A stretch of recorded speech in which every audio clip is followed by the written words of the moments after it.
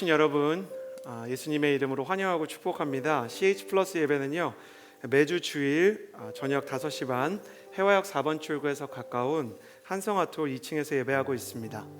여러분께서 함께 오셔서요, 영상을 넘어서 현장에서 예배하면 더 큰 은혜가 여러분의 삶을 채워줄 줄을 믿습니다. 옆 사람에게 이렇게 인사해 주시겠어요? 하나님은 당신을 사랑하십니다.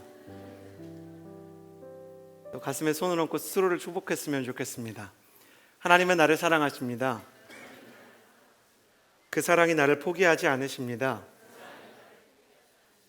이 시간 주님 앞에 내 마음을 엽니다. 나는 절대로 이전과 같지 않을 것입니다. 아멘.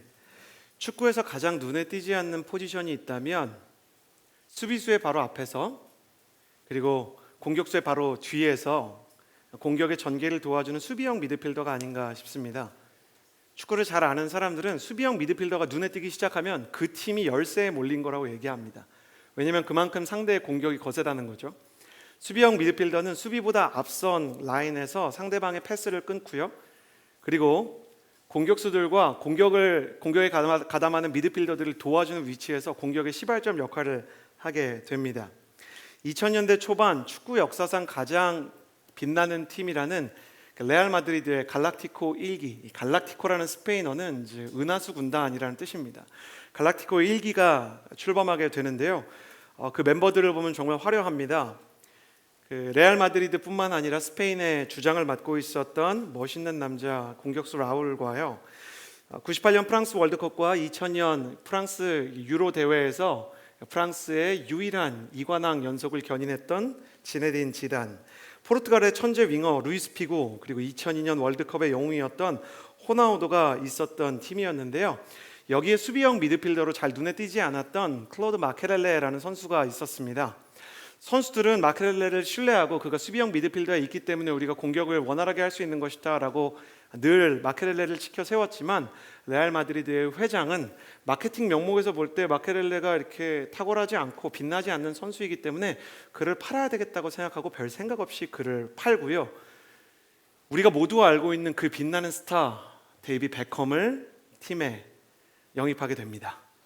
그런데 이 결정이요, 축구 역사상 최악의 결정으로 손꼽히게 됩니다. 마케렐레를 헌신짝처럼 내던졌던 레알 마드리드는요, 데이비 베컴을 손에 넣었지만 데이비 베컴이나 루이스 피구, 지네딘 지단과 같은 미드필더들은 수비에 능하지 않아서 상대방이 공격을 할 때 속수무책으로 상대방의 공격을 바라볼 수밖에 없었고, 던져진 마케렐레를 옳았구나 이때다 하고 불러들였던 첼시는요, 지금도 깨지지 않는 리그 38경기에서, 보통 축구는 한 경기에 한 골 이하로 실점을 하면 강한 팀이거든요. 38경기에서 무려 15실점 이하로 경기를 끝내게 되는 전무후무한 기록을 세우게 되면서요, 첼시의 왕조 시대가 세워지게 되는 것입니다. 이때를 기억하면서 프랑스 대표팀의 동료였던 지네딘 지단이 자신의 자서전에서 마케렐레를 팔아버린 레알 마드리드의 이 결정을 후회하며 이렇게 얘기합니다. 엔진을 잃어버린 벤틀리에 금칠을 해봤자 무슨 소용이 있겠는가. 우리가 공격을 하고 화려한 플레이를 하고 놀라운 찬스를 만들 수 있었던 것은 마케렐레가 있었기 때문이었다.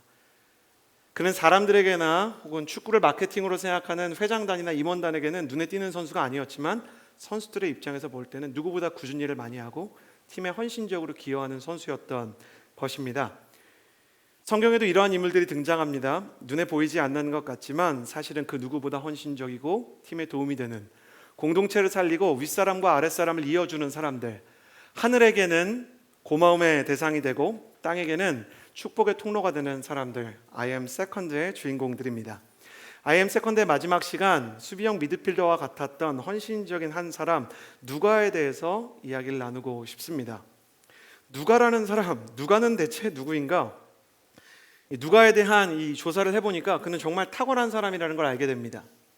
첫 번째, 누가는 유대인이 아니라 이방인이었습니다. 누가라는 이름 자체가 히브리식, 베드로 이러면 이제 히브리식, 베드로가 아니죠, 시몬 그러면 이제 히브리식 이름, 야고보 그럼 히브리식 이름인데, 누가라는 이름 자체가 로마식 이름, 헬라식 이름입니다.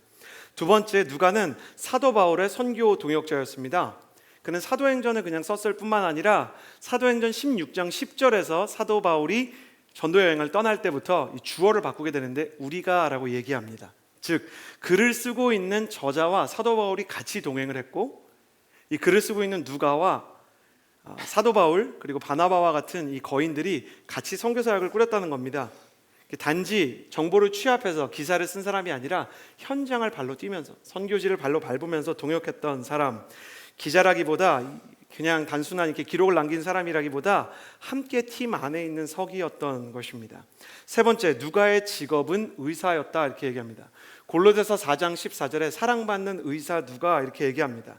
그러니까 지금도 아울리치 팀이 아울리치 떠날 때 그 의사가 있거나 아니면 약사가 있거나 간호사가 있으면 혹시 팀원들이 몸이 아프면 그 사람들이 이렇게 돌보고 의료 사역을 하는 것처럼 누가는 선교지에서 병자들을 돌보고 또 사도 바울과 바나바와 같은 리더들이 아프면 그 사람들을 치료해 주는 주치의이기도 했던 것입니다. 뿐만 아니라 누가는 탁월한 역사가이기도 해서요, 누가복음과 사도행전이라는 역작을 남겼던 사람입니다. 이 스펙만 쭉 살펴보아도 누가는 주인공이 되기에 부족함이 없는 인재입니다. 생각해 보십시오. 그는 의사이자 역사가입니다. 이과에서도 탁월하고 문과에서도 탁월한 사람인 것이죠. 게다가 선교 여행 내내 단 한 번도 지치지 않는 체력을 가졌습니다. 팀원들이 한 번씩 아팠다는 기록이 등장하는데 누가는 아픈 게 등장하지 않아요. 중이 자기의 머리를 깎을 수 없고 의사가 제 몸을 고칠 수 없다고 하는데 누가는 의사일 뿐만 아니라 기본적으로 몸이 굉장히 좋았던 거예요. 저는 몸이 좋았던 사람 하면 CH630을 같이 섬기던 최대흥 전도사님 생각이 납니다. 최대흥 전도사님과 같이 목욕탕 가보셨습니까? 자매님들에겐 그런 기회가 주어지지 않겠지만 저희가 형제 모임할 때 목욕탕 갔는데 하나님이 정말 같은 시간과 노력과 정성으로 저와 그 전도사님을 만든 건지 의심될 정도로 몸이 너무 좋은 거예요. 근데 제가 너무 위로를 받은 건 제가 몸이 너무 좋다, 어떻게 이렇게 몸이 좋을 수 있을까? 최대영 전사님은 몸이 좋은데 장기가 약한 사람이었습니다. 그래서 이렇게 잔병치레가 이렇게 많았었어요. 누가는 그의 근육이 어땠는지 모르겠지만 그의 건강이나 호르몬이 굉장히 건강했던 사람이어서 많은 사람들이 그의 건강 때문에, 지치지 않는 체력 때문에 그에게서 섬김을 받을 수 있었던 것입니다. 그는 몸이 좋을 뿐만 아니라 마음도 좋은 사람이어서 함께하는 모든 선교 팀원들에게 신뢰를 받았던 사람이기도 합니다. 그렇지만 이 선교 사역에서 언제나 주인공은 바울이고요, 바울이 리더입니다. 누가는 바울의 그림자 같은 조연 역할만 감당하게 되는 것입니다. 그는 바울이 받는 것에 비해, 혹은 바나바가 의지와 신뢰를 받는 것에 비해 사람들의 존경이나 사람들의 격려나 인정을 받지는 못했던 사람입니다. 누가도 바울과 똑같이 고생하고 똑같이 선교 여행하는데 존경과 인정은 바울과 바나바, 실라와 디모데가 받곤 했습니다. 누가도 바울과 똑같이 더 많이 헌신하고 더 많이 수고할 때가 있는데 사람들은 그의 헌신과 섬김을 잘 알아주지 않습니다. 제가 너무 인간적인 것일 수도 있겠지만 전 사람이 다 비슷하다고 생각하니까요, 아무도 알아주지 않는 헌신 속에서 누가도 약간은 서운한 마음을 느끼지 않았을까요? 목회자들이 겨울에 크리스마스 블레싱 기간이 되면 처음부터 끝까지 아울리치 기간에 동참하는 것이 아니라 아울리치 자리를요, 방문해서 격려하는 것으로 사역을 함께 동역하게 됩니다. 그러다 보니 사역의 처음부터 끝까지를 다 볼 수 없을 때가 많은데, 제가 지금처럼 담당 교육자가 아니라 부교육자로서 청년부를 섬기고 있을 때 제가 어느 지역교회에 가보니까 정말 교회를 데코하라 그랬더니 거의 리모델링을 해놓으셨더라고요. 얼마나 이 데코를 잘했는지요, 얼마나 재료들을 튼튼한 걸 썼는지요. 그 교회가 크리스마스 기간뿐 아니라 2월까지도요 그 데코를 철수하지 않을 정도로 너무너무 아름답게 데코를 해놓은 거예요. 거기서 열심히 별 달고 막 장식하고 있는 지체들을 보면서 내가 진짜 지금까지 사역하면서 이거보다 더 멋있는 데코를 본 적이 없다라고 얘기를 했더니 다들 너무너무 기뻐하는 거예요. 제가 나중에 알게 됐는데 그 데코를 진짜 디자인하고 가장 많은 헌신을 한 지체 두 사람은 시간이 너무 없어서요, 밤새 데코를 다 하고 자기 해야 되는 일이 있어서 12월 25일에 자기 직장으로 출근을 했다는 걸 나중에 알게 됐어요. 그 지체들이 수고한 사람은 따로 있는데 마무리 과정만, 마감 작업만 한 지체들만 실컷 막 블레싱 해주고 제가 기분 너무 또 좋아가지고 막 닭도리탕을 공수해가지고 그 지체들한테만 사주고 그랬다는 소식을 그 두 사람이 듣게 되었다는 것을 제가 알게 됐어요. 그들에게 얼마나 미안합니까? 서운한 마음을 느끼지 않겠습니까? 그러나 그 지체들이 오히려 서운한 마음을 갖지 않고 그것을 하나의 해프닝으로 여기면서 천국에 가면 분명히 하나님이 우리를 위해서 입구에 닭도리탕을 줄 거라는 농담을 하는 이야기 들으면서 참 헤비 멘탈이구나. 저의 부끄러움이 오히려 큰 위로를 받았던 시간이 기억이 납니다. 누가도 마찬가지입니다. 누가는 서운한 마음을 느끼는 대신 바울의 곁을 끝까지 지키고 바울의 모든 선교 사역을 기록해 주면서 초대교회에 역사하신 하나님의 손길을 생생하게 지금도 남기는 기록을 남기게 되었습니다. 누가가 남긴 사도행전의 기록은요, 얼마나 귀한 것이냐면 초대교회의 선교 역사에 대한 사실상 유일한 기록입니다. 선교의 주인공이었던 바울과 바나바, 실라와 디모데가 너무 많은 사역을 감당하고 사람을 돌보느라 무언가를 기록하고 기억할 여유가 없었기에 누가는 그림자 속에서 모든 일을 기록하고 후대에 전승한 것이죠.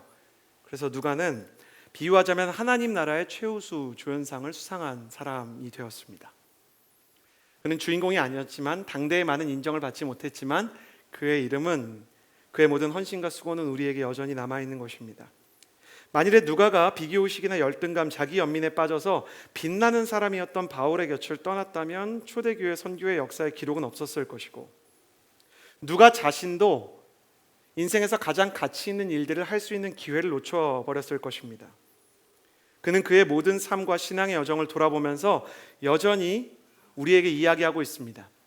아무리 애써도 주인공이 될 수 없는 시간을 만난 우리에게, 아무리 최선을 다해도 더 빛나는 사람들로 가득 찬 세상을 살아가는 우리 청년들에게 누가가 건네는 메시지 3가지를 여러분과 나누고자 합니다. 첫 번째는 이것입니다. 저를 따라해 주시겠어요? 나에게 주어진 역할을 소중히 여기십시오. 누가는 앞서 이야기한 것처럼 선교 여행 속에서 바울과 바나바와 같은 빛나는 주인공들을 서포트하는 사람으로 부르심을 받았다는 것을 스스로 알게 되었습니다. 그가 가진 그 의사라는 그 독특한 포지션도 그랬고, 그가 기록을 잘하는 역사가라는 특성을 가지고 있는 것도 그랬고, 나는 사람들 앞에서 리딩을 하고 리더가 될 수 있는 사람은 아니지만 나의 다짐을 여기에 나는 이런 마음으로 이런 헌신을 한다라고 적어두진 않았지만 그의 기록 속에서 그의 의지를 발견하게 되는 것입니다. 아마도 그는 이렇게 생각했을 것입니다. 하나님께서 선교를 위해서 나를 세워주시고, 그리고 그 선교 안에서 내가 선교의 주인공이 되는 선교사님들을 격려하고 도와주는 사람으로 나를 부르셨구나. 하나님께서 나를 돕는 사람으로 부르셨구나. 어떤 여성들은 조금 싫어하는 기록이기도 한데, 주님께서 남자를 창조하시고 남자의 파트너로 여자를 만드신 이후에 너는 돕는 배필이 될 것이다, 이렇게 여자에게 그렇게 얘기하잖아요.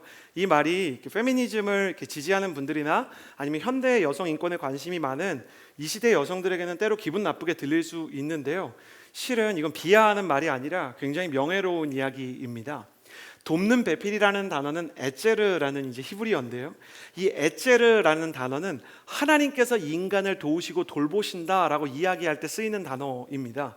그러니까 여자는 하나님께서 남자에게 있어서, 그 관계에 있어서 하나님이 사람을 세우고 변화시키고 그 사람을 온전케 하듯이 부족한 사람을 만드신 하나님의 손길로 하나님이 부르신 사람이라는 거예요. 도와주는 사람이 도움을 받는 사람보다 더 위대할 때가 많다는 점에서 하나님께서는 여성을 너무 아름다운 존재로 부르신 것이죠. 누가도 돕는 자신의 포지션을 굉장히 감사하게 생각한 겁니다. 따라서 누가는 스스로 이렇게 생각했을 것입니다. 나는 경쟁하거나 비교하거나 질투하는 인생을 살지 않겠다. 내가 리더가 되지 않아도, 내가 주전 선수로 뛸 수 없어도 그것에 대해서 스스로 동정하거나 아쉬워하지 않고 조연의 역할을 충실히 감당하고 지원자의 역할에 감사하면서 살겠다고 다짐했던 것입니다. 그의 이러한 의지가 얼마나 강한지 성경을 읽어보면 소름이 돋을 정도입니다. 사도행전 27장 1절에서 2절, 누가의 기록인데요, 같이 한번 읽어보았으면 좋겠습니다. 사도행전 27장 1절에서 2절입니다. 시작. 우리가 이탈리아로 배를 타고 가도록 결정이 나자 바울과 다른 죄수들은 황제 부대에 소속된 율리오라는 백부장에게 넘겨졌습니다. 우리는 아시아 지방의 해변을 따라 항해하게 될 아드라무테노호를 타고 바다로 출항했습니다. 데살로니가 출신의 마케도니아 사람 아리스다고가 우리와 동행했습니다. 사도행전 27장 1절을 보면 우리가 이탈리아로 배를 타고 가도록 결정이 났다 이렇게 써 있어요. 여기서 우리는 당연히 바울과 누가이고요. 그런데 지금 바울이 이탈리아 로마로 타고 가는 배는 일반 배가 아니고요. 바울이 법적으로 구속된 상태에서 지금 범죄자 후송선을 타고 로마로 압송되는 상태입니다. 이건 여객선이나 유람선이 아닙니다. 제대로 식량이나 숙소가 주어지지 않는 열악한 환경입니다. 얼마 전에 유럽의 한 국가에서요, 트레일러에서 무려 50명이 그 큰 트럭이죠. 이렇게 트랜스포머에 나오는 큰 트럭 있잖아요. 그 트레일러 안에서 무려 50명이 시체로 발견되는 끔찍한 일이 있었는데 다 불법 이민자였던 것이죠. 불법 이민자들이 제대로 되지 않은 열악한 환경에서 차를 타고 이동하다가 어떤 일에서였는지, 산소가 부족했는지 물이 부족했는지 사람들이 거기에서 몰살을 당하게 되었던 것입니다. 과거의 죄수 후송성도 마찬가지입니다. 사람이 타면 절반 이상은 죽는다라는 이야기가 있을 정도로 위험한 배. 사도 바울은 그 죄수 후송선을 타고 로마로 압송되는 중이었던 것입니다. 물론 로마로 압송되는 그 환경 속에서 사도 바울은 이 죄수 후송선을 타고 하나님께서 오히려 나를 안전하게, 사실은 굉장히 위험한 환경이지만 안전하게 선교의 땅을 향해서 나를 보내시고 있는 중이다 라고 생각했지만 누가는 무슨 죄란 말입니까? 누가는 죄인이 아니었습니다. 범죄자이거나 재판을 받는 중이 아니었습니다. 로마의 법과 관례를 보면 친구나 가족이 자신의 사랑하는 사람을 너무 아껴서 죄수 후송선에 같이 탈 수는 있게 되어 있었지만 누구도 그 배를 같이 타진 않았습니다. 명목상 탈 수 있을 뿐 타는 일이 너무 위험하기 때문에 같이 타지 않았던 거예요. 누가는요, 바울을 돕기 위해, 체력이 좋잖아요, 의사잖아요, 바울을 섬기기 위해서 이 죄수 후송선을 같이 타는 겁니다. 그렇게 충성스러웠던 누가의 서포트에도 불구하고요, 사도 바울은 이제 로마의 감옥에 갇히게 되면 그의 사역이 사실상 마무리가 되는, 이제 저 서쪽 하늘로 저물어가는 해일 뿐이었습니다. 어쩌면 그렇게 생각하면 안 될 것 같긴 하지만 누가가 주전 선수가 부상당했을 때 후보 선수들이 느끼는 감정을 느끼지는 않았을까, 이런 생각을 해봅니다. 여러분, 주전 선수가 자기랑 친하지만 부상을 당하게 되면 너무 안타깝긴 하지만 이제 내가 주전 선수로 뛰게 되는 건가? 라는, 사람들에게 말할 수는 없지만 마음속에 보이지 않는 기대감을 가질 수는 있잖아요. 내가 너무 좋아하던 직장 상사가 있었지만 그 직장 상사가 다른 회사로 이직을 하게 되고 누구 한 사람이 승진을 해야 되는 기회가 찾아오면 혹시 나에게 기회가 오지 않을까? 사람이 그렇게 생각할 수 있잖아요. 사도 바울의 사역이 이제 마무리되는 장면을 보면서 누가도 그렇게 생각했을 수 있습니다. 사도 바울이 감옥에 갇혔고 사도 바울이 지금까지 세워놓은 교회가 아직 많이 남아있고 해결해야 되는 문제가 있는데 여기를 지도할 수 있는 사람은 자기가 아닐까? 누구보다 사도 바울의 사역을 잘 알고 누구보다 사도 바울의 마음과 예수님에 대한 기록을 열심히 기록해온 내가 이제 리더십의 자리에서 활약하게 되는 때가 있는 거 아닐까? 하나님이 이 때를 위해서 나를 준비시킨 거 아닐까라는 생각이 들 수도 있었을 것입니다. 그런데 차기 리더는요, 누가가 아닌 디모데가 됐어요. 제가 너무 억울해하는 것 같은데, 그러니까 누가가 아닌 디모데가 리더가 됐을 때 내가 제2 옵션이 아니라 제3 옵션인가? 라는 느낌이 들면서 그가 정말 마음이 상할 수도 있지 않았겠습니까? 대체 왜 나는 주전으로 뛸 수 없지? 라는 생각이 들 수도 있었을 거예요. 왜 나는 맨날 보이지 않는 역할만, 맨날 막 이렇게 뭐 기록하고 막 이렇게 엑셀 치는 역할만 내가 해야 되는 거야? 왜 나는 다른 사람들의 어떤 인정과 존경을 받을 수 있는 리더십으로 설 수 없는 거야? 라는 생각이 들 수도 있었을 겁니다. 그런데요, 누가는요, 여기서 한술 더 떠서 충성을 합니다. 누가는 죄수 호송선이 로마로 도착을 해서요, 바울이 죽게 되는 이 로마 감옥 근처로 아예 이사를 갑니다. 미친 사람이에요. 감옥 근처로 아예 이사를 가가지고 시시때때로 바울을 섬기고 돕는 거예요. 아니 무슨 형제도 아니고, 아니 뭐 자기 자식도 아니고 자기 아버지도 아닌데 조선시대에나 등장할 법한 옥바라지를 하기 시작하는 겁니다. 자기의 부르심을 끝까지 알고 있는 거예요. 하나님께서 세우신 리더가 디모데라는 것에 대해서 나는 전혀 서운해하지 않겠다. 하나님께서 내게 최종적인 리더십의 권한을 주시지 않고 서포터로 나를 부르신 자리에 충성하겠다. 그런 자신을 향한 하나님의 마음을 온전히 아는 사람이었습니다. 제가 존경하는 동기 중에 김영명 목사님이라는 분이 있는데 직업이라는 단어에 대해서 글을 쓰셨어요. 직업. 여러분, 직업이 무슨 뜻입니까? 직은 우리가 직을 건다 할 때 그 자리를 의미하는 것이고요. 업은 업으로 삼는다라고 이야기할 때 어떤 사람이 자신의 일로 또 자신의 의무로 삼는 일이라고 목사님께서 이렇게 기록을 합니다. 그러면서 긴 글이었지만 요약하자면 많은 사람들이 직에 연연하다가 업을 버릴 때가 있다 이렇게 얘기합니다. 자리를 지키기 위해서 온갖 사내에서 정치를 하고 학교에서도 연구는 안 하고 정치만 하다가 학자로서의 교육과 연구를 잊어버리고 직장인으로서의 일에 대한 사명을 잃게 되는 사람들이 많다는 것입니다. 직에 연연하다가 업을 저버리는 사람이 되지 않기 위해서는 업을 이루기 위해 직에 연연하지 않아야 될 때가 있다라는 목사님의 조언이 제 마음속에 굉장히 와닿는 한 주였습니다. 누가야말로 자신에게 주어진 서포터라는 부르심, 그 업을 이루기 위해서 직에 연연하지 않았던 진정한 비전의 사람이었던 것이죠. 사랑하는 청년 여러분, 당신의 비전은 직입니까? 업입니까? 직을 위해서 업을 희생하는 비전을 꿈꾸고 있습니까? 아니면 때로는 업을 위해 직을 포기할 수 있는 비전의 사람이 되고 있습니까? 주님께서는 마태복음 6장 33절에 오직 너희는 먼저 그의 나라와 그의 의를 구하라. 그러면 이 모든 것도 너희에게 더해줄 것이다 이렇게 얘기합니다. 저는 이 말씀을 볼 때마다 마음 가운데 이렇게 죄책감이 많이 들 때가 있습니다. 먼저 그의 나라와 의를 구하라 그랬죠. 그럼 이 모든 걸 너희한테 더해 주신다 그랬잖아요. 근데 전 너무 궁금해요. 이 모든 게 뭘까? 그러니까 내가 하나님한테 충성하면 이 모든 걸 더해준다는데 그 모든 게 뭘까? 이게 너무 궁금한 거예요. 하나님께서 내게 주실 축복에 너무 많은 관심이 있고 하나님께서 내게 주실 응답에 너무 많은 관심이 있는 나머지 하나님의 의라고 얘기하는 순간에도 사실 저는 이 모든 것에 관심이 팔린 때가 있습니다. 지금 하나님께서는 우리에게 2000년이 지난 이방 땅 한국에서 누가를 보게 하십니다.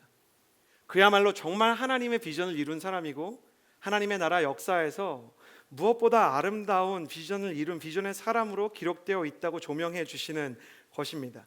하나님의 최우수 조연상, 겸손과 비전을 완성한 사람, 이방인이었지만 유대인보다 하나님을 더 사랑했고 드러나지 않았지만 누구보다 더 많은 일을 이루었던 사람, 감추어졌던 보화를 드러내시는 하나님께서 우리에게 같은 마음을 요구하고 계시는 것입니다. 너희에게 주어진 역할을 소중히 여기고 허락된 자리에 충성하라. 그러면 내가 너희가 빛날 날과 장소를 정해줄 것이다. 빛나려고 억지로 애쓰지 마라. 많은 사람들에게 인정받기 위해서 무엇인가를 끊임없이 추구하지 말아라. 너는 그냥 충성스럽게 너에게 주어진 일들을 해라. 너의 명예와 섬김이 빛나는 순간은 내가 너희에게 가장 적합할 때 줄 것이다 이야기하는 것입니다. 서운함을 이길 수 있는 비결, 지금 내게 없는 것에 대해서 연연해하지 않고 빛나는 사람들 때문에 낙심하거나 열등감 느끼지 않고 내게 주어진 순간 안에 하나님의 비전이 있음을 기억하는 것입니다. 사랑하는 여러분, 하나님께서 지금 당신에게 주어진 당신의 인생을 사랑할 수 있도록 힘을 주시기를 주님의 이름으로 축복합니다. 두 번째 여러분과 나누고 싶은 메시지는 이것입니다. 저를 따라해 주시겠어요? 나보다 주목받는 사람을 사랑하는 법을 배우십시오. 골로새서 4장 14절의 말씀을 같이 한번 읽어봅시다. 함께 읽겠습니다. 시작. 사랑하는 의사 누가와 데마도 여러분에게 안부를 전합니다. 골로새서 4장 14절 그리고 빌레몬서 1장 24절을 보면 바울에게는 누가 말고도 헌신적인 친구, 서포터즈가 한 명 더 있었는데 데마라는 사람이 있었습니다.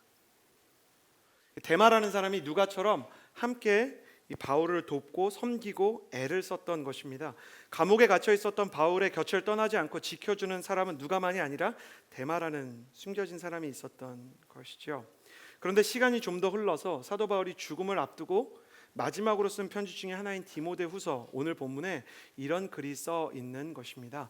디모데후서 2장 10절에서 11절 말씀, 오늘 본문 말씀인데요. 함께 읽어보겠습니다. 시작. 이 세상을 사랑해 나를 버리고 데살로니가로 갔고 그레스게는 갈라디아로 디도는 달마디아로 갔으며 누가만 나와 함께 있다. 너는 올 때 마가를 데리고 와라. 그는 내 사역에 도움이 되는 사람이다. 처음에 사도 바울이 감옥에 들어갔을 때 같이 있었던 데마와 누가가 또 등장하는데 이번에는 누가와 데마가 너무 다른 모습으로 등장합니다. 처음에는 같은 모습으로 시작했는데 나중에는 그렇지 않았던 것입니다. 데마는 세상을 사랑해서 바울을 버리고 갔다라고 이야기합니다. 여기서 버리고 갔다는 표현은 그를 원망하는 표현보다 그 실제 원어로 읽어보면 바울의 상실감과 바울의 아픔, 내가 너무 힘들고 외롭다라는 감정이 더 짙게 담겨 있는 겁니다. 그 사람이 나빠, 그 사람이 원망스러워라기보다는 내가 너무 힘들다, 그렇지만 나에겐 누가가 있다라는 표현인 것이죠. 데마는 도대체 무엇을 한 것일까? 왜 이렇게 된 것일까? 그도 분명 죽도록 고생하고 선교를 하면서 사도 바울 옆에 있었는데 그의 마음이 왜 변했는지, 왜 그가 사도 바울을 떠났는지, 세상을 사랑했다는 것이 어떤 것인지 정확히 알 수 없습니다. 지쳤을 수도 있고요, 선교 때문에 너무 지쳤을 수 있고, 사역 때문에 너무 힘들었을 수도 있고, 아니면 사도 바울한테 질렸을 수도 있어요. 근데 어쩌면 그런 게 사람의 모습이 아닌가 그냥 이해할 수 있는 부분들이 있어요. 우리는 그런 사람들 많이 경험하잖아요. 조금 우리 주위에 머물다가 조금 관계를 갖다가 좀 친하게 지내다가 금방 그 관계가 저물어가는 사람들, 관계를 만드는 일에는 능하지만 관계를 지키지는 못하는 사람들. 내게도 그런 사람이 있고 내가 그런 사람이 될 때도 있어요, 솔직히. 그리고 너무 많이 상실감을 느꼈지만 이제는 잊혀져서 우리 곁에서 더 이상 기억이 되지 않는 사람들. 아쉽지만 또 만나고 헤어지는 것이 인생이 아닌가 그냥 받아들일 수 있습니다. 그런데 흔치 않게 끝까지 곁을 지켜주는 친구가 바울의 옆에 있었어요. 그게 바로 누가입니다. 저에게도 그런 사람들이 있습니다. 지금 뉴저지 온누리교회에서 사역하고 있지만 저와 함께 대학 시절을 같이 시작했던 박대원 목사님, 부흥축제를 맞아서 한국에 잠깐 들어왔는데 볼 때마다 저는 친구인 박대원 목사님이 너무나 존경스럽습니다. 그는 좀 약간 농담 섞어서 얘기하면 사람 빚지게 하는 방법을 너무 잘합니다. 저한테 너무너무 잘해주고, 그리고 자기에게, 제가 이렇게 미국에 가게 되면 저한테 너무 잘해주고요, 한국에 오면 필요한 게 아무것도 없다 그래요. 제가 뭘 도와주려고 그러면 극구 막 피해 다녀요. 그러다가 결정적인 때 갑자기 한국에 전화를 걸어서 별거 아닌데 이거 좀 도와줄 수 있냐 그러면 안 해줄 수가 없는 겁니다. 너무 지혜로운 사람입니다. 그러나 그는 그 모든 걸 계산해서 하는 게 아니고 정말 친구에게 사랑과 신실함으로 그 곁을 지켜줍니다. 저는 사람이 친해지면 무례해질 수 있다는 걸 너무너무 이해합니다. 제 스스로가 무례함에 너무 취약한 사람입니다. 근데 저는 그 친구를 대할 때 최대한 무례하지 않으려고 애씁니다. 왜냐하면 그 사람이 나에게 한 번도 예의가 없었던 적이 없기 때문입니다. 그는 처음도 그렇고 지금도 그렇고 앞으로도 그럴 것 같은데 하나님 앞에서 그의 마음을, 우정이 무엇인지를 보여주는 친구입니다. 당신에게도 그런 마음이 있습니까? 누가는 정말 사랑하는 법을 아는 사람입니다. 그리고 그 사랑을 지키는 법을 아는 사람입니다. 누가가 배운 사랑은, 누가가 하는 사랑은 변하지 않고 곁을 지켜주는 것입니다. 그가 어디서 이런 사랑을 배웠을까? 누가를 볼 때 그가 직접 기록하지 않았지만 예수님에게서 배웠다는 것을 우리가 추측할 수 있습니다. 제자들이 실패하고 바닷가로 내려갔을 때 모두가 그들을 비웃을 만한 상황, 그들의 인생의 가장 암흑기, 가장 찌질한 시기에 다른 사람들이 그들을 손가락질할 뿐만 아니라 그것보다 더 괴로웠던 거, 다른 사람들이 아니라 내가 나를 볼 때 너무 한심하고 나 자신에게 실망이 돼서 영적으로 침체가 되어 있을 때 끝까지 그 제자들을 찾아와서 곁을 지켜주었던 예수님의 사랑, 그 사랑이 누가의 옆에 있습니다. 바닥에 떨어졌을 때, 와, 저 사람 진짜 저렇게 할지 몰랐어, 그랬을 때도 그 옆을 지켜주는 모습, 그것이 누가가 예수님에게서 배운 사랑이었습니다. 바울을 통해서 병자가 낫고 교회가 세워질 때는 많은 사람들이 바울 곁에 있었습니다. 그러나 바울이 감옥에 갇히고 늙고 병들고 바울의 판단력과 설교와 글이 예전만 같지 않을 때 사람들이 조금씩 곁을 떠나기 시작했습니다. 누가는 변하지 않습니다. 다른 사람들과 다릅니다. 누가의 사랑은 처음이 뜨거운 사랑이 아니라 끝까지 따뜻한 사랑입니다. 저는 바울이 성격이 좋은 사람이었는지 성경을 보면서 확신할 수 없습니다. 열정적인 만큼 바울의 행동을 보면 혈기가 있어요. 오늘 본문에서 마가를 데려오라 그러잖아요. 근데 막상 마가를 데려오라고 얘기하는 이유가 뭐냐면 마가를 내쫓은 게 바울이기 때문이에요. 1차 선교 여행을 할 때요, 마가라는 사람이 굉장히 징징거렸던 것 같아요. 성경에 그런 뉘앙스가 있어요. 아, 형님 너무 힘들어요. 아, 발이 저는 진짜 이렇게 잘하지 않았는데 이렇게 오래 걸을 줄 몰랐어요. 아, 형님 에베소만 간다면서요. 또 고린도도 가야 돼요? 미치겠는 거예요. 그러다가 아, 형님 저는 모르겠어요. 그러고 중간에 집으로 돌아간 거예요. 아울리치 중간에 너무 힘들다고 비행기 타고 한국으로 간 거예요. 근데 이 친구가요, 2차 전도여행 때 신청서에 또 쓴 거예요. 마가 신청 소속 공동체 CH 플러스 이번 아울리치에 참가합니다. 그러니까 바울이 얘 안 돼 이렇게 얘기한 거예요. 바나바는 마음이 따뜻한 사람이에요. 그래도 기회 줘야지, 지원했잖아. 그래서 둘이 싸워가지고요, 바울과 마가뿐만 아니라 바울과 바나바도 헤어지게 돼요. 바울이 얼마나 독한 사람이냐면요, 그렇게 바나바랑도 이별하고 마가도 내쫓아놓고 끝까지 사과 한마디 안 하다가 누가만 곁에 있는 그 상황에서 누가를 보면서 마가를 떠올려요.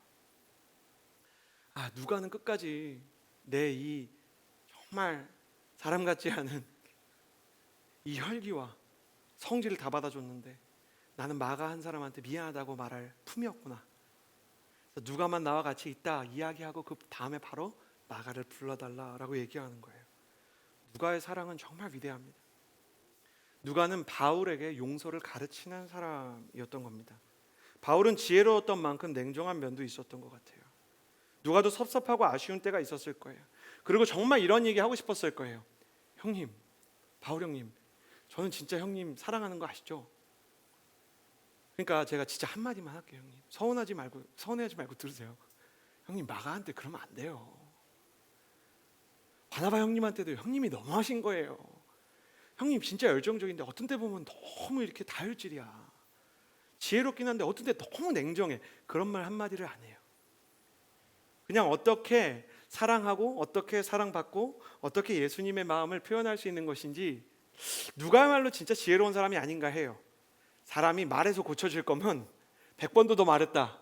근데 말을 통해 배우는 게 아니라, 사랑은 배워서 아는 게 아니라 보고 경험하게 되는 것이다 라는 걸 알고 끊임없이 사랑을 주는 것입니다. 나보다 빛나는 사람, 나보다 사랑받는 사람, 나보다 하나님께 쓰임을 더 크게 받는 사람을 볼 때 누구나 불안하고 서운할 수 있어요. 그리고 그 사람이 단점을 보일 때 약간 고소한 겁니다. 그러니까 정말 빛나는 리더인데 그럼 그렇지, 완벽한 사람이 어딨어, 저거 봐 마가랑 또 싸우고 있네, 이럴 수 있잖아요. 여러분 가끔 얘기하지만 저만 나쁜 놈인 것처럼 저를 너무 쳐다보지 마시고, 여러분 그럴 수 있잖아요. 너무 빛나고 너무 훌륭한데 그 사람이 뭔가 이렇게 실수하면 우리가 샤덴프로이드 느낄 수 있잖아요. 유명한 사람, 빛나는 사람이 몰락하면, 사회적으로 빛나는 연예인이나 어떤 정치가나 지도자나 부자가 추락하게 되면 사회적으로 즐거움을 주는 현상을 샤덴프로이드라 그래요.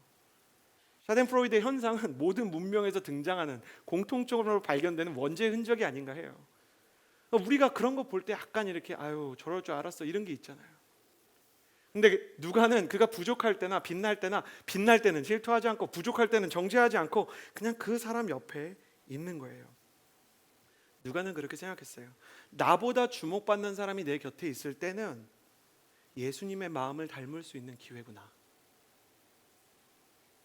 하나님이 나보다 빛나는 사람 도와주라고 할 때, 아니 나보다 빛나는 사람도 아니고 나보다 훌륭한 사람도 아닌데 스팟라이트와 인정과 격려는 저 사람이 다 받을 때는 주님께서 오히려 나에게 예수님의 마음을 가르치시는 때구나. 누가가 바울을 예수님의 마음으로 섬겼듯이 하나님의 신실한 손길이 되어서 바울의 모난 선풍까지 변화시켰듯이, 우리보다 하나님께 더 크게 쓰임을 받고 빛나는 사람을 보면서 오히려 그 사람을 사랑하고 격려하는 법을 배운다면, 그 사람의 부족한 자리를 채워주고 그 사람의 연약함을 이해해주는 사람이 된다면 당신은 예수님을 닮은 사람이 되어가는 것입니다. 나는 하나님께서 당신에게 많은 영적인 능력과 영광의 순간을 주시기를 바랍니다. 그러나 그 영광의 순간과 큰 능력보다 예수님의 마음을 당신 안에 부어주셔서 사단이 질투심을 가지고 여러분을 공격해도 그 질투심이 여러분을 무너뜨릴 수 없는 사랑의 사람 되기를 주님의 이름으로 축복합니다. 당신의 마음 가운데 열등감이 찾아올 때 비교의식이나 열등감이 당신의 마음을 흔들 수 없을 정도로 하나님께서 부어주시는 자존감이 건강하고 강건한, 그래서 많은 사람에게 축복의 통로가 될 뿐 아니라 모난 사람들을 고쳐주는 하나님의 손길로 쓰임받을 수 있는 사람이 되기를 주님의 이름으로 축복합니다. 그렇게 되기 위해서 첫 번째로 뭘 해야 되냐면 그런 사람 되고 싶다고 생각하십시오. 하나님, 내가 빛나는 사람 옆에서 질투하지 않는 사람 되고 싶습니다. 하나님, 내가 나보다 잘난 것도 없으면서 많은 사람의 인정과 격려를 받는 사람 볼 때 비교의식과 열등감 대신 그 사람 섬겨주고 사랑하고 품어주는 그런 사람이 되진 못했지만 되고 싶은 마음이 생깁니다. 지금 이 설교를 들으면서 내가 정말 누가와 같은 마음이 있게 되기를 원합니다. 예수님, 나에게 그 마음을 부어주세요 라고 소원함을 품는 것이 당신을 향한 하나님의 첫 번째 선물이 되는 것입니다. 나는 여러분 안에 예수님의 마음을 향한 선한 소원이 있게 되기를 주님의 이름으로 축복합니다. 주님께서 그 소원을 여러분의 마음 가운데 이루어 주실 것을 믿어요. 크리스천이었던 작가 앙드레 지드는요, 어떤 사람이 끊임없이 누군가의 얼굴을 그려가면 결국 그 사람의 얼굴을, 그 그리는 대상의 얼굴을 담게 된다고 얘기했어요. 우리가 마음속으로 끊임없이 예수님의 마음을 구하고 성경의 사람들을 묵상하면 우리가 그들을 닮아갈 수 있게 되는 것입니다. 세 번째 나누고 싶은 메시지는 이것입니다. 저를 따라해 주시겠어요? 나에게 주어진 은사를 낭비하지 마십시오. 남을 누르고 남을 짓밟고 남보다 우월한 것에서만 기쁨을 느끼는 인생은 사실 별로 발전을 하지 못합니다. 나의 경쟁 대상을 항상 존중하고 있고 나와 항상 이렇게 비교가 되는 사람을 오히려 사랑하는 사람이 아니더라도 나보다 못한 사람을 보면서 희열을 느끼는 사람은 사실상 나아질 것이 없는 사람인 것이죠. 누가는 바울을 따라다니면서요, 많은 것을 보고 듣고 경험했습니다. 바울은 성경에 대해서 탁월한 학자였고 선교사였고 신학자였죠. 그는 정말로 영적인 거인이었습니다. 대단한 사람 옆에 있으면 착각을 하나 하게 될 때가 있어요. 그게 뭐냐면 나도 대단한 사람 된 것 같은 착각입니다. 제가 온누리교회에 있다가 혼자 가족들이 이민 간 상태에서 군대를 가게 됐을 때 제 아내, 저는 기도하고 한국 국적을 선택하고 가족들은 전부 이제 캐나다로 이민을 간 상태였기 때문에 자부심이 있었어요. 나는 내 조국을 선택한 거야. 나는 한국의 선교사 같은 마음으로 있었던 거야. 그리고 나는 정말 하나님의 부르심에 순종한 사람이야. 그런 생각이 있었는데 군대에 가고 3일 만에 귀중한 깨달음을 얻었죠. 이민 갔어야 됐구나. 힘든 거예요. 힘든 거예요. 그러고 나서 온누리교회 없이 혼자 신앙생활을 광야에서 해보니까요, 쉬운 일이 아니에요. 제가 그곳에서 듣는 메시지들과 그곳에서 드리는 예배가 제가 온누리교회에서 드리는 예배에 비해서 그러면 안 되는데 자꾸 비교하면서 마음에 들지 않았고, 제 안에 혼자서 예배를 세워갈 수 있는 영적인 내공들이 있긴 있었지만 외로움과 불만, 불평을 이겨내야 할 때 저를 도와주던 교역자이자 동역자였던 친구들이 없다는 것이 굉장히 아쉽게 느껴질 때가 많았어요. 내가 정말 공동체의 덕을 많이 본 사람이었구나, 그때 알게 되었던 것이죠. 누가는 착각하지 않습니다. 자신 안에 거품 낀 신앙생활을 하지 않습니다. 그리고 빛나는 사람들 옆에서 거품 끼지 않기 위해서요, 오히려 착각하지 않기 위해서요, 어떻게 하냐면 자신에게 하나님께서 주신 은사를 최대한 활용하고 주어진 모든 일에 최선을 다하면서 자신의 은사와 자신에게 주어진 역할을 갈고 닦습니다. 결국 겸손한 초심을 잃지 않고 최선을 다해서 자신의 은사를 사용하고 섬김과 헌신의 기회를 외면하지 않았던 누가는요, 인생 노년에 이르러서야 사도행전과 누가복음을 기록하게 됩니다. 그 사람이 그거 쓸 때 이게 성경이 될지 몰랐습니다. 그냥 노년에 그 사람이 이 역작을 남기게 된 이유는 단 하나, 내가 죽게 되면 내 후대에 오는 사람들이 예수님 믿을 때 누군가 이걸 보고 도움이 됐으면 좋겠다는 굉장히 소박한 마음이었어요. 그런데 그가 남긴 글이 너무 위대해가지고요, 그가 남긴 기록이 너무 정확해서 초대 교회의 캐논, 이 정경이라고 얘기하거든요. 구약 39권, 신약 27권을요 우리가 정경이라고 얘기해요. 성경 66권을. 이 정경이 캐논이라는 뜻인데, 사람들이 왜 이걸 캐논이라고 불렀냐면 우리 신앙의 기준이다라는 뜻이에요. 누가가 남긴 글이 신앙의 기준이 된 겁니다. 누가의 글만이 아니라 누가의 마음이, 누가의 헌신이, 누가가 살아온 삶의 족적이 오고 오는 모든 세대의 신앙의 매뉴얼이 될 정도로 따라갈 만한 길을 남기게 된 것입니다. 근데 그가 그렇게 길을 남기기 위해서 애썼느냐? 그가 이렇게 될 줄 알았느냐? 그가 이렇게 위대하게 쓰임받는지 알았느냐? 너무너무 황당하게 쓰임을 받는 그 시간에는 누가가 자기가 쓰임받는지를 몰랐어요. 하나님의 역사는 다 이런 식이에요. 가장 위대하고 아름다운 일이 가장 위대하고 아름다운 일이라는 걸 하나님이 가르쳐주면 좋은데 안 가르쳐주고 그냥 시키는 거예요. 돌아보니까 좋은 거예요. 천국 가보면 아이고 하나님 제가 순장한 것까지 기억하세요? 그리고 놀랄 거예요.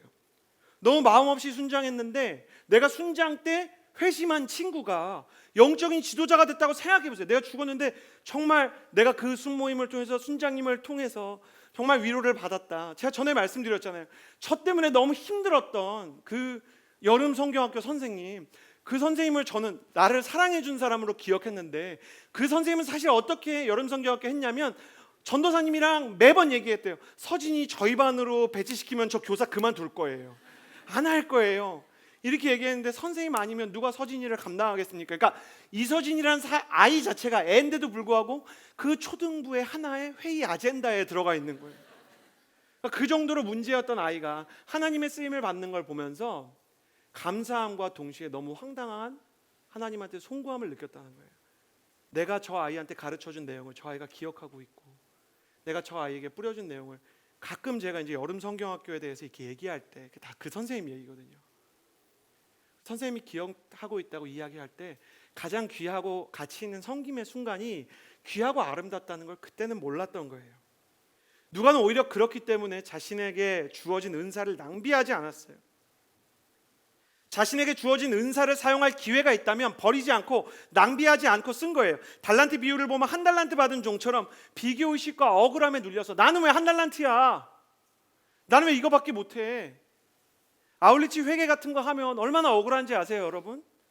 회계가 하는 건 보이지 않아요. 무슨 영수증 쪼가리 모아가지고 막 붙여야 되고 아울리치 회계도 제일 억울한 게 아울리치에서 다 은혜 받고 막 너무 좋았다고 리트릿 하고 있을 때 아울리치 끝나고 아울리치 회계는 일이 시작해요. 영수증 다 붙여갖고 그 A4 용지에 붙여가면서 잊어버린 거 하나하나 체크하면서 여러분 아울리치 지역 물가가 싼 데 가면은 막 어이없는 영수증들 많아요. 28원짜리 영수증 막 이런 거. 아니 내가 내고 말지 이런 거 왜 하나? 근데 CH 플러스 이렇게 아울리치 회계한 분들 보면 이렇게 담당하는 간사님들이나 또 리더십들이 볼 때 수고하는 적이 너무너무 있어요. 진짜 별거 아닌 영수증 하나 분실한 것 때문에도 기도하고 그거 찾으려고 내가 어디서 그거 놓쳤는지 생각하는 사람들 볼 때 하나님이 그 사람들 얼마나 귀하게 생각하실까 생각하게 되는 거예요. 달란트 비유에서 한 달란트 받은 종처럼 비교의식과 억울함이 마음을 지배하면 은사는 낭비되고 성장의 기회는 사라지게 되는 거예요. 여러분 꽃 지고 나서 봄이 왔었음을 기억하지 마십시오. 당신의 삶의 이 청년의 때에 하나님께서 무언가를 섬길 수 있게 누군가를 사랑할 수 있게 부르시면 그 일에 순종하면서 나아가는 것입니다. 물론 다른 사람들에 비해 당신의 은사가 초라해 보일 때가 있을 것입니다. 아무도 당신의 은사와 섬김을 특별하게 봐주지 않는 초라함의 시간을 보내면서 스스로 괴로워하는 사람들이 얼마나 많은지 모릅니다. 사랑하고 싶은데 사랑이 안 되고 사람들이 이끌어야 되는데 리더십이 없는 나의 모습을 보면서 한심하게 생각하는 그때 하나님께서는 당신에게 은사를 갈고 닦고 성장의 기회를 마련하고 계시다는 사실을 잊지 마십시오. 영적인 훈련과 섬김의 시간이 다 흩어지고 지워지는 것 같이 허무하게 느껴져도 사실은 하나님 앞에서 쌓이고 있는 것입니다. 하나님 앞에서 버려지는 시간은 없어요. 하나하나 쌓이고 있는 것이죠. 제가 IM 세컨드 설교를 하면서 너무너무 묵상이 잘 되는 거예요. 그리고 막 설교를 쓰는데 너무너무 쉬웠어요. 왜 그런가 생각해 봤더니 제 안에 남들을 부러워하고 동경하는 마음들이 숨어 있어요. 저보다 공부를 많이 해서 말과 글에 깊이가 있는 목사님들을 볼 때나 나보다 운동을 잘하는 형제들을 볼 때 또 나보다 마음이 따뜻하고 하나님을 향한 태도가 깊이 있는 나는 목회자인데 나보다 막 사랑 더 잘하고 나보다 더 하나님 사랑하는 청년들을 볼 때 저는 불안감을 느껴요. 하나님 저 사람 목사시키지 왜 저 시키셨어요? 왜 나는 저렇게 되지 않지? 왜 내 안에는 여전히 이렇게 초라한 마음이 있지? 나 자신에 대한 불만족이 있는 거 왜 나는 안 되나? 왜 나는 저거 못하나? 왜 나는 저렇게 지혜롭지 않나? 그런 생각들이 제 마음속에 있는 거예요. 그런데 주님께서 이번 달을 마무리하는 시간 어젯밤에 제가 기도하는 동안 중요한 걸 말씀해 주셨어요. 단 하나의 문장이었어요. 이 목사 너는 이 순간에도 너만 바라보고 있구나. 이 목사 I am second를 통해서 초라한 시기에 나를 보았던 사람들을 묵상하고 설교자로 선포하라고 너에게 잡을 준 이 순간에도 너는 너만 바라보면서 너의 인생, 너에게 없는 것, 네가 잘하지 못하는 거 보면서 후회하고 서운해하고 아파하고 있구나. 다른 사람보다 따뜻하지 못한 나를 보면서 내가 느꼈던 그 아픔들, 다른 사람보다 지혜롭지 못한 나를 보면서 후회했던 순간들, 다른 사람보다 탁월하지 못한 나를 보면서 열등감을 느끼는 그 순간들을 하나님이 보게 해주시는 거예요. 목회자로서 저는 늘 기도했어요. 하나님, 나 하나님 바라보기 원합니다. 근데 비유하자면 저는 백설공주의 계모 같은 인생을 살고 있더라고요. 거울아 거울아, 세상에서 누가 제일 예쁘니? 주님은 한마디만 하셨어요. 이 목사, 너는 이 순간에도 너만 바라보고 있구나. 주님이 저를 정죄하려고 하시는 게 아니라, 주님이 저를 주저앉히려고 하는 게 아니라, 그 말 뒤에 이런 것들이 숨어 있다는 걸 알게 됐어요. 이 목사, 내가 늘 너와 함께 있지 않니? 이 목사, 너가 부족해도, 너가 사랑할지 몰라도, 네가 잘하지 못할 때도 내가 너를 늘 도와줬잖아. 네가 좋은 아빠가 아니고 충분히 따뜻한 남편이 되지 못할 때도 내가 너의 가족들에게 은혜를 줬잖아. 내가 네가 진짜 그 끔찍한 시간이라고 생각했던 시간들도, 사망의 음침한 골짜기 같은 곳도 혼자 가지 않고 같이 가게 해줬잖아. 네가 고백하기를 어떤 것도 버리지 않고 내가 합력해서 선을 이루는 하나님이라 그랬잖아. 그런데 왜 초라함을 느끼고 왜 비교의식이 늘리고 있니? 나는 지금도 너를 빚어가고 있고 나는 지금도 너와 함께하고 있는데, 그런 마음이셨을 거예요. 사랑하는 청년 여러분, I am second 시리즈에서 주님은 우리 안에 있는 비교의식과 열등감과 초라함, 다른 사람들을 질투하고 다른 사람들과 비교하고 싶지 않고, 왜 내 인생의 계절은 저 사람보다 늦어서 취업이나 사랑이나 또 결혼이 다른 사람들보다 진도가 느리냐 슬퍼하는 우리의 모습을 드러내 주셨어요. 그게 우리를 정죄하기 위함이 아니라 주님께서 그 초라한 광야에서도 우리와 함께 하신다는 메시지를 전하기 위함인데, 지금 이 순간에도 여러분의 마음속에 이런 이야기를 들어봐야 뭐해, 나는 always second인데, always third인데, 나는 보이지 않는 shadow, 그림자일 뿐인데 내가 뭘 할 수 있다고, 왜 난 이게 없는 거야, 왜 나는 그런 능력이 없어, 왜 나는 배우지 못했어, 왜 좋은 학교에 못 갔어, 왜 나는 많은 물질을 가지지 못했어 라는 마음을 보면서 왜 나는 나만 바라보고 있는 우리에게 주님은 내가 너와 함께 있다 라는 말씀을 부어주시기 원하는 거예요. 사랑하는 청년 여러분, I am second를 주신 이 시리즈를 허락하신 하나님의 마음을 깨닫기를 원합니다.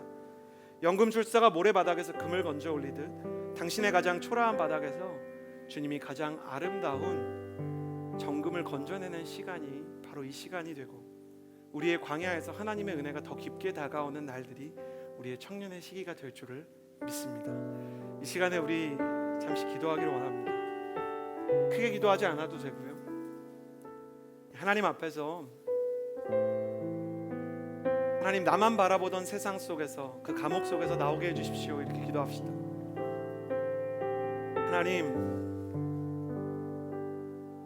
내게 주어지지 않은 것들만 생각하던 세상에서 나올 수 있게 해주십시오. 그리고 내가 누리지 못한 것들에 대한 억울함에서 잠시 나와 하나님께서 나와 함께 계심을 내가 믿고 느낄 수 있게 해주십시오.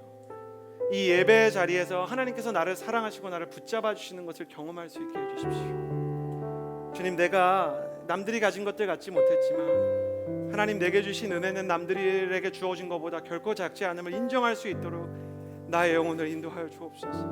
하나님, 우리 청년들이 너무 힘듭니다. 취업도 힘든 세상이고 결혼은 포기해야 되는 세상이라고 세상이 우리에게 말합니다. 그러나 하나님이 광야에서 우리의 마음을 만지시고 세컨드고 그림자고 다른 사람들보다 항상 못나 보이는 우리를 사랑하신다고 말씀하시는 그것이 우리의 마음 가운데 와닿을 수 있도록 우리의 마음을 붙잡아 주시고 우리의 중심을 지켜 주옵소서. 주님 앞에 우리의 마음을 드리며 기도하며 나아갑시다. 기도하겠습니다. 거룩하신 하나님 아버지, 한 사람 한 사람 가운데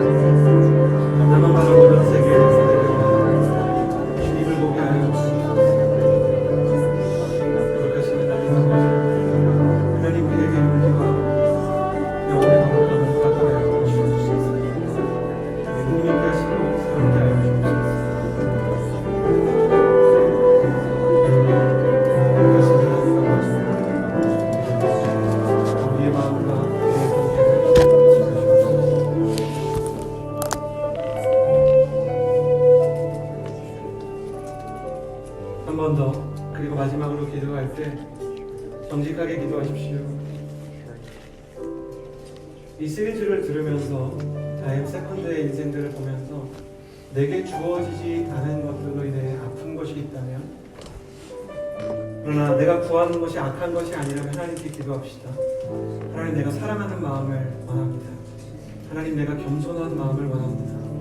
하나님, 내가 온유한 마음을 원합니다. 하나님, 내가 감사하는 마음, 예수 그리스도의 마음을 구합니다.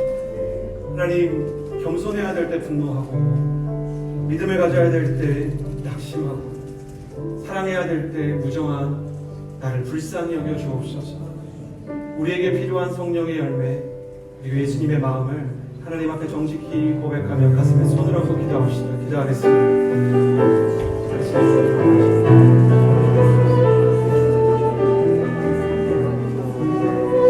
너희 안에 이 마음을 품으라 곧 그리스도 예수의 마음이라 말씀하셨죠. 예수님의 마음을 우리가 응답하게 하여 주옵소서. 누가가 사도 바울에게 예수님의 마음이 되었다고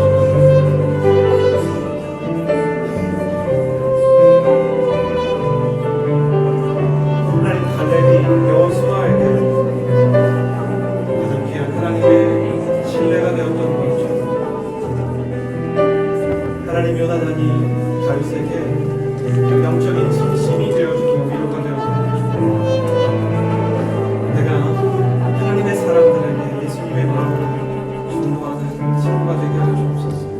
무정한 나에게 예수 그리스도의 사랑을 부어주옵소서. 믿음이 없는 나에게 예수 그리스도의 믿음을 허락하여 주옵소서. 용기가 없는 나에게 예수 그리스도의 담대함을 허락하여 주옵소서. 불만으로 가득 찬 내게 예수 그리스도의 감사함을 허락하여 주옵소서. 하나님, 참기 어려운 내게 인내와 온유를 허락하여 주옵소서. 내가 예수님의 마음에 가진 사랑이 되기를.